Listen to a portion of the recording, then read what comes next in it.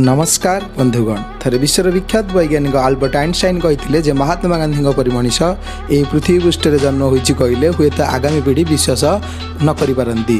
तेबे आसंतु यही पवित्र गांधी जयंती आम गांधीजी विषय में केतोटी फैक्ट विषय में जानिबा।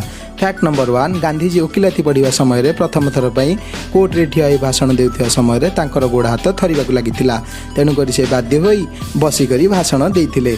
फैक्ट नंबर 2 गांधीजी इंग्लिश कहिबार शैली आयरिश स्टाइल रो होइतिला, यार कारण गांधीजी प्रोफेसर मध्य आयरिश स्टाइल रो इंग्लिश कहूतिले। फैक्ट नंबर 3 दक्षिण आफ्रिका वकिलाती करुवा समय गांधीजी दरमा $15,000 रु अधिक थिले। Fact number 4 Gandhiji south Africa थिबा समय ब्रिटिश आर्मी अधीन उलुआर से समय स्ट्रेचर बॉय रूपे काम करुथिले। फैक्ट नंबर 5 गांधीजी को चलिया बहुत भल लगुला, तेणु से लंडन में पढ़ुवा समय दिन को 10 किलोमीटर लेखाएं चलुथिले। फैक्ट नंबर 6 नोबेल पुरस्कार गांधीजी नाम 5 थर सुपारिश करा जाइथिया बेले किंतु थरटिए नोबेल पुरस्कार जीति